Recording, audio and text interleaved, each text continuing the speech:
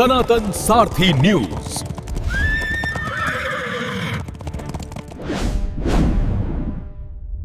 वसंतराव नाईक चौकातील देशी दारूचे दुकान हटविण्यासाठी समाज आक्रमक व स्थानिकांचे प्रतिक्रिया जाणून घेऊया। साठी जे काही म्हणजे आवश्यक हे आहे नियम अटी त्याला ही पूर्तता त्याला नियम व अटी तुम्हाला सांगतो की जागा पोप करत नाही, आमचं हे पहिलेपासून म्हणणं आहे। आणि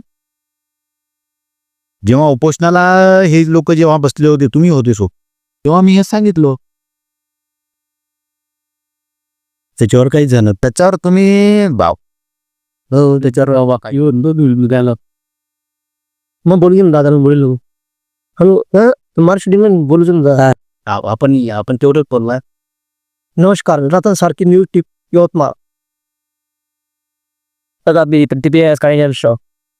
माझी प्रतिक्रिया हीच आहे किंवा सुओ साहेबांनी जी नाहकच प्रमाणपत्र जी दारू भट्टीसाठी दिलेली आहे ते पूर्णतः अवैध आहे। ही जागा दारू भट्टीसाठी जे लागणारे नियम व अटी आहे त्या नियम व अटीमध्ये बसत नाही असं आमचे म्हणणं आहे, आणि म्हणून ती जागा शासनाने रद्द करावी।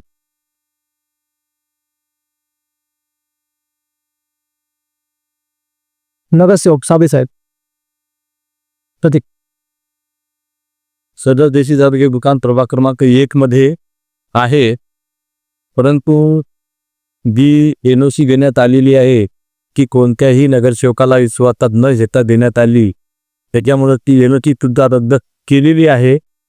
परंतु खेक्यामध्ये टॅक्स करताना शासन अधिकारी आम्ही रद्द केली त्याचं म्हणणं आहे। त्यानुसार सर्व जनतेचा विचार केल्यास ती कसं रफिक्षर म्हणतात की फिक्स राईट एरिया बरोबर नाही व त्याचे नियम त्यांनी बरोबर पाळलेले नाही, त्याच्यामुळे ती एनओसी ही बोगस आहे आणि दिलेला आदेश सुद्धा कलेक्टर साहेबांनी बोगस आहे। तेव्हा तो एनओसी रद्द करून ते दुकान रद्द करण्यात यावं। नगरसेवक श्रेय प्रभाग क्रमांक 1 मध्ये देशी दारूचे दुकान होते, त्या जागेचे मुख्य अधिकारी यांनी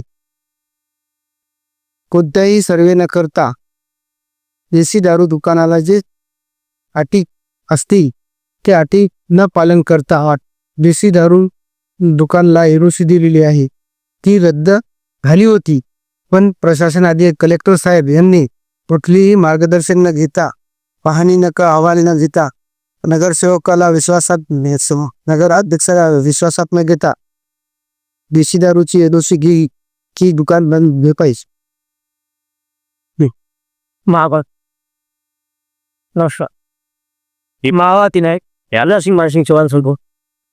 त्या ठिकाणी अशी मी जागा ही संपूर्ण देशी भट्टीसाठी जी एनओसी दिलेली आहे त्याची पूर्तता करत नाही, आणि म्हणून ती एक वेळ त्या निमित्ताने ते उपोषण झाल्यानंतर रद्द झालेली होती।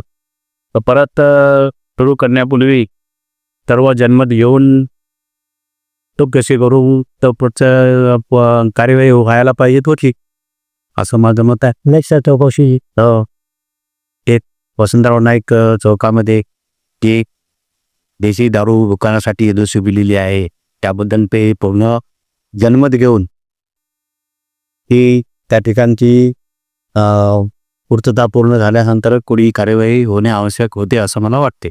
ती कशी झालेली। मी सुरेश पवार, यवतमाळ जिल्हा सनातन टीव्ही, धन्यवाद।